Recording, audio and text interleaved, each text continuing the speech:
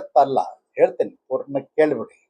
ಅಭಿವೃದ್ಧಿ ಹೆಸರಿನಲ್ಲಿ ಭರವಸೆ ಕೊಟ್ಟಿದ್ರು. ಸಿದ್ದರಾಮಯ್ಯನವರಂತ ಮಹಾ ಮೋಸಗಾರರು ಯಾರೂ ಇಲ್ಲ.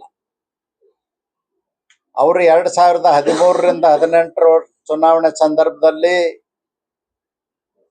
ಹೊಸಪೇಟೆಯಿಂದ ಕೂಡಲ ಸಂಗಮದವರೆಗೂ ಪಾದಯಾತ್ರೆ ಮಾಡಿ 5 ವರ್ಷದಲ್ಲಿ ಪ್ರತಿ ವರ್ಷ 10,000 ಕೋಟಿ ಕೊಟ್ಟು ಕೃಷ್ಣಾ ಮೇಲ್ದಂಡೆ ಯೋಜನೆಯನ್ನ ಪೂರ್ಣಗೊಳಿಸ್ತೀನಿ ಅಂತ ಕೂಡಲ ಸಂಗಮನಾಥನ ಆಣೆ ಮಾಡಿ ಹೇಳಿದ್ರು. ಏನೂ ಮಾಡಲಿಲ್ಲ. 2018ರಲ್ಲಿ ಸೋತ ಮೇಲೆ ಅವ್ರಿಗೆ ಜ್ಞಾನೋದಯ ಆಯ್ತು. ನಾವು ಜನರಿಗೆ ಮೋಸ ಮಾಡಿದ್ವಿ, ನುಡಿದಂತ ನಡೀಲಿಲ್ಲ, ಅದಕ್ಕಾಗಿ ಸೋತಿದೀವಿ ಅಂತೇಳಿ ಜ್ಞಾನೋದಯ ಆಗಿ ವರದಿ ಕೂಡ ಕೇಂದ್ರಕ್ಕೆ ಸಲ್ಲಿಸಿದಾರ, ಅವ್ರ ಪಕ್ಷದ ಕೇಂದ್ರ ಕಚೇರಿಗೆ.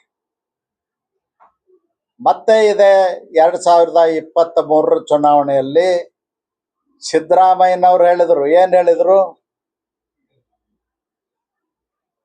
ಬಿಜೆಪಿ ಅವರು ನೀರಾವರಿ ಯೋಜನೆಗಳನ್ನ ಪೂರ್ಣಗೊಳಿಸಿಲ್ಲ, ನಾವು ಪ್ರತಿ ವರ್ಷ ನೀರಾವರಿ ಯೋಜನೆಗಳಿಗೆ ನೀರಾವರಿ ಇಲಾಖೆಗೆ 50,000 ಕೋಟಿ ಅನುದಾನ ಕೊಟ್ಟು ನಾವು 5 ವರ್ಷದಲ್ಲಿ ಎಲ್ಲ ನೀರಾವರಿ ಯೋಜನೆಗಳನ್ನ ಪೂರ್ಣಗೊಳಿಸ್ತೀವಿ ಅಂದ್ರು. ಒಂದೇ ₹1 ಕೊಟ್ಟಿಲ್ಲ, ಏನೂ ಆಗಿಲ್ಲ.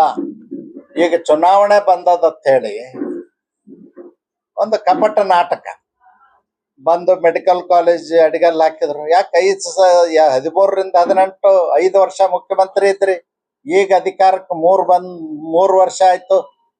ಚುನಾವಣೆ ನಾಳೆ ಡಿಕ್ಲೇರ್ ಹಾಕದಂದ್ರೆ ಇವತ್ತು ಬಂದು ಅಡಿಗಲ್ಲಿ ಹಾಕೋದು ಮೋಸ ಅಲ್ಲದೆ ಮತ್ತೇನು ಅಲ್ಲ. ಮೆಡಿಕಲ್ ಕಾಲೇಜ್ ಅಡಿಗಲ್ಲಿ ಹಾಕೋದು ನೆನಪಾಗ್ಲಿಲ್ಲನು? ಅವಾಗ ಬಾಗಲಕೋಟೆ ಜಿಲ್ಲೆ ಇರ್ಲಿಲ್ಲನು 13ರಿಂದ 18 ಮೇಟಿ ಅವರು 3 ವರ್ಷ ನಿಮ್ಮ ಸರ್ಕಾರದಲ್ಲಿ ಶಾಸಕರಾಗಿದ್ರು. ಅವ್ರ ಬೇಡಿಕೆ ಈಡೇರಿಸದಿದ್ರೆ 2023 ಮೇದಲ್ಲಿ ಅಧಿಕಾರಕ್ಕೆ ಬಂದ್ಮೇಲೆ ಸಿದ್ದರಾಮಯ್ಯನವ್ರು ಬಂದು ಅಡಿಗಲ್ಲಿಟ್ಟು ಇವತ್ತು ಉದ್ಘಾಟನೆಗೆ ಬರ್ಬೇಕಾಗಿತ್ತು. ಉದ್ಘಾಟನೆ ಬಂದು ಮೇಟಿ ಅವರ ಕನಸನ್ನು ನನಸು ಮಾಡಿನ ಅಂತ ಹೇಳಿದ್ರ ನಾನು ಶಾಬಾಸ್ ಅಂತಿದ್ದೆ. ಮತ್ತೆ ಇದು ಒಂದು ಮೋಸನೇ.